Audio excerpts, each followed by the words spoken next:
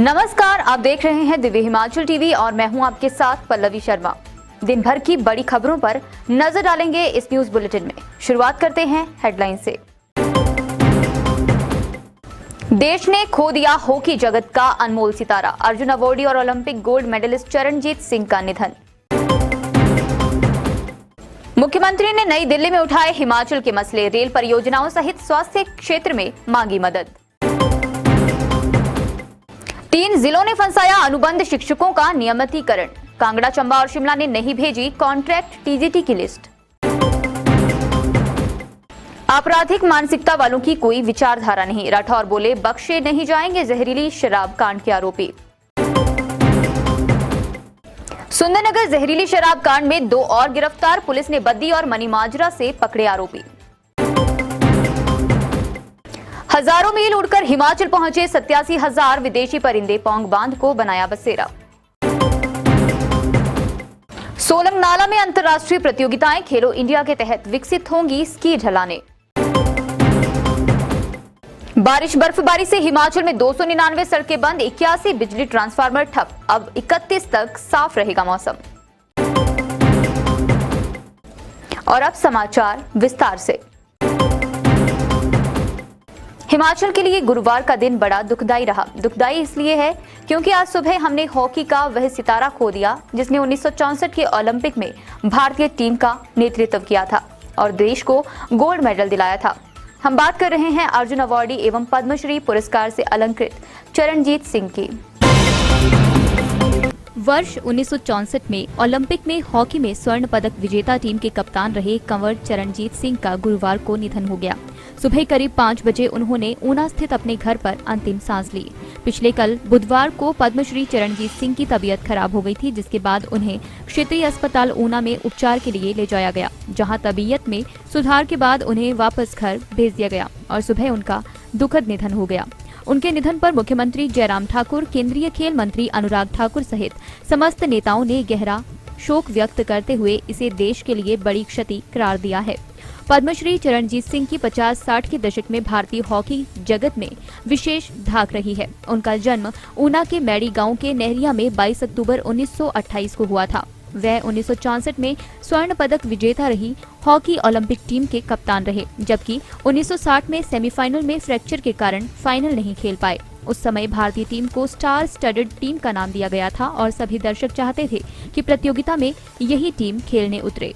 हमारे बड़े ब्रदर पद्मश्री चरणजीत सिंह जी का ना सुबह 5 बजे निधन हो गया। कल कुछ उनकी तबीयत खराब हो गई थी तो हम उनको हॉस्पिटल में ले गए थे, मगर रात को 1-1:30 बजे डॉक्टर साहब ने कहा भाई अब तो मुश्किल ही है, आप थोड़ा घर ले जाएं तो बेटर है, तो इसलिए हम उनको घर ले आए। सुबह 5 बजे के करीब उनकी डेथ हुई।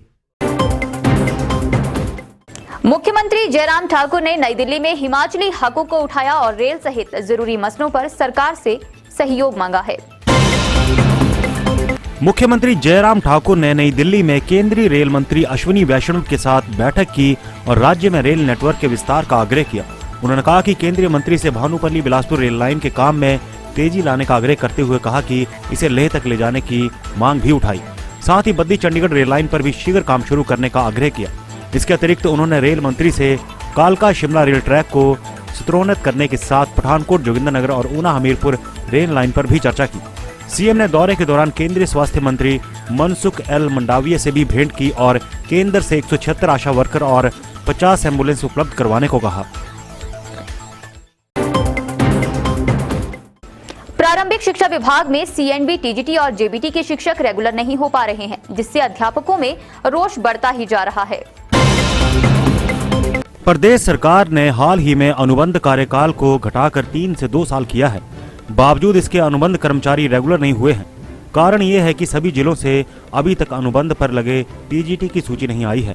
ऐसे में शिक्षक बार बार लिस्ट जारी करने की मांग कर रहे हैं।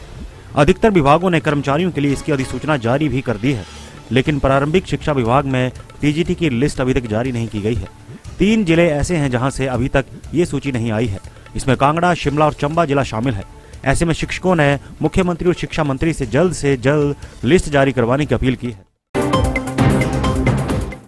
कांग्रेस अध्यक्ष कुलदीप सिंह राठौर ने कहा कि आपराधिक मानसिकता रखने वालों की कोई विचारधारा नहीं होती है।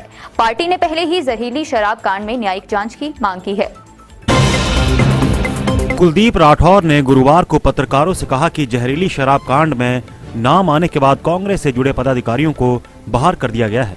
उन्होंने कहा कि आपराधिक मानसिकता के लोगों की कोई राजनीतिक विचारधारा नहीं होती है। ये लोग अपना फायदा लेने के लिए राजनीतिक पार्टियों से जुड़ते हैं और नेताओं के साथ फोटो खिंचवाकर मशहूर हो जाते हैं। न्यायिक जांच से पूरा मामला साफ हो जाएगा। जहरीली शराब कांड में जिन लोगों का नाम आता है उन सभी पर बिना भेदभाव कार्रवाई होनी चाहिए, चाहे वे किसी भी राजनीतिक दल से संबंधित हो। जहरीली शराब कांड में गिरफ्तारियों का दौर जारी है। पुलिस ने मामले में 2 और लोगों को गिरफ्तार किया है। इसी के साथ आरोप में शामिल लोगों की संख्या 15 हो गई है। सुंदरनगर में जहरीली शराब से हुई 7 लोगों की मौत मामले में पुलिस ने 2 और आरोपियों को हिरासत में लिया है। एसपी मंडी शालिनी अग्निहोत्री ने बताया, इस मामले में 2 नए आरोपी गिरफ्तार किए गए हैं। उनमें से बद्दी से संतोष कुमार और मनी माजरा से अजय ग्रोवर शामिल है। इनके खिलाफ आगामी कार्रवाई अमल में लाने के लिए कोर्ट में पेश किया जा रहा है। कोर्ट के आदेशों के बाद ही इस दिशा में उचित कार्रवाई अमल में लाई जाएगी। बहरहाल जहरीली शराब कांड में पुलिस के साथ साथ ही आबकारी विभाग भी हरकत में आ गया है और पिछले गत दिनों बॉटलिंग प्लांट सहित अन्य जगहों पर दबिश देकर जहां लाइसेंस रद्द किए हैं, तो वहीं दूसरी तरफ जहरीली शराब की खेप भी पुलिस और आबकारी विभाग ने पकड़ी है। हजारों मील की उड़ान पूरी कर विदेशी परिंदे हिमाचल पहुंच गए हैं। साइबेरिया सहित इस बार चाइना और मंगोलिया से भी मेहमानों की 86 प्रजातियां हिमाचल में आई हैं। हिमाचल के वन्य प्राणी विभाग ने विदेशी परिंदों की गिनती शुरू कर दी है। पक्षियों ने पौंग झील को अपना ठिकाना बनाया है और अब यहाँ ये आगामी 45 दिन तक प्रजनन अवस्था के दौरान मौजूद रहेंगे। पौंग बांध में अब तक 87,222 विदेशी परिंदों की गिनती हो चुकी है। ये आंकड़े 18 जनवरी तक के हैं और अभी इनकी संख्या में और इजाफा होगा। अब तक 86 प्रजाति के पक्षी पौंग पहुंचे हैं। इनमें साइबेरिया, मंगोलिया और चाइना के मेहमान शामिल हैं। अनुमान है कि इस बार 1.5 लाख से अधिक परिंदे पौंग पहुंचेंगे। मनाली के विश्व प्रसिद्ध टूरिस्ट साइट सोलंगनाला में जल्द ही अंतर्राष्ट्रीय स्की प्रतियोगिताएं आयोजित करवाई जाएंगी। ये ऐलान किया है शिक्षा मंत्री गोविंद सिंह ठाकुर ने। सुनिए क्या कह रहे हैं शिक्षा मंत्री। Himachal ski and snowboard India द्वारा करवाई जा रही 2 दिवसीय स्टेट चैंपियनशिप के शुभारंभ पर पहुंचे शिक्षा मंत्री गोविंद ठाकुर ने कहा कि सोलंगनाला की राष्ट्रीय स्की ढलानों को खेलो इंडिया के तहत विकसित किया जाएगा।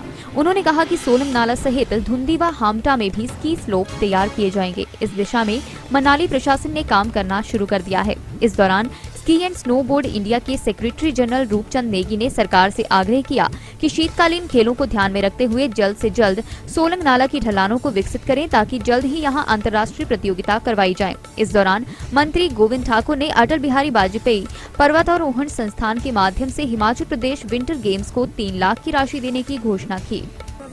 यहाँ पे आज स्टेट लेवल पर ये प्रतियोगिता होगी और इसके पश्चात यहाँ से हमारे बच्चे जो विनर है वो नेशनल लेवल के लिए जाएंगे। तो इसलिए मैं सभी को शुभकामनाएं देता हूँ और साथ में यह है कि जो स्कीइंग एसोसिएशन और स्नोबोर्ड एसोसिएशन है इनको मैं बहुत बधाई देता हूँ कि एक अच्छा आयोजन अभी ये यहाँ पर किया जा रहा है। और वैसे हमने एक बात को निश्चित किया है कि जो मनाली का जो विंटर कार्निवल होता है जो नेशनल लेवल का है, हम हर बार एक विचार हमने ये किया है कि विंटर कार्निवल के साथ ही हम विंटर स्पोर्ट्स को भी जोड़ें। लेकिन कई बार होता यह है कि जब विंटर कार्निवल होता है तो उस समय बर्फ़ नहीं होती और इसलिए यहाँ की जो खेल ये बर्फ़ पर निर्भर करती हैं। तो अब यहाँ पर बर्फ़ है और इसलिए यहाँ पर खेलें हो रही हैं और इसलिए मैं सबको शुभकामनाएं देता हूँ। एक बहुत अच्छा आयोजन यहाँ पर इन्होंने किया है। बारिश बर्फबारी के बाद प्रदेश में जनजीवन अभी तक पटरी पर नहीं लौट पाया है। 4 दिन बाद भी प्रदेश की कई सड़कें बंद हैं। वहीं बिजली के ट्रांसफार्मर भी ठीक नहीं हो पाए हैं। हिमाचल में बारिश बर्फबारी से अभी भी 7 नेशनल हाईवे सहित 299 सड़कें बंद हैं। रिपोर्ट्स के अनुसार NH3 दारचा से सारचू, NH 505 ग्राम्पू से लोसर और NH 707 सबसे ज्यादा लाहौल स्पीति में 145 सड़कें बंद हैं, जबकि शिमला में 54, सिरमौर में 3, मंडी में 22, चंबा में 41, किन्नौर में 8 और कुल्लू जिला में 26 सड़कें बंद पड़ी हैं। इसके अलावा प्रदेश में 81 बिजली के ट्रांसफार्मर ठप हैं, जिसके चलते हजारों घर अभी भी अंधेरे में डूबे हुए हैं। दूसरी तरफ मौसम विज्ञान केंद्र शिमला के निदेशक सुरेंद्र पॉल का कहना है कि आने वाले दिनों में प्रदेश में मौसम साफ रहेगा और 31 जनवरी तक बारिश बर्फबारी के कोई आसार नहीं है। चलते चलते में कुछ और बड़ी खबरें। सुंदरनगर के अलसू गांव में 2 मंजिला गौशाला राख, ऊंची उठती लपटों ने पल भर में राख कर डाली 3 लाख की संपत्ति। नालागढ़ बद्दी एनएच पर सड़क हादसे में 2 युवकों की मौत, एक शाहपुर का रहने वाला तो दूसरा मंडी से। 3 फरवरी को शिमला में गरजेंगे जल रक्षक, सरकार के खिलाफ करेंगे धरना प्रदर्शन। इग्नू से अर्बन स्टडी में पीजी करने का मौका, नई शिक्षा नीति के तहत नए सत्र से शुरू होगा कोर्स। आज के न्यूज बुलेटिन में बस इतना ही। रात 9 बजे देखना ना भूलें शिमला से हमारा विशेष लाइव प्रसारण।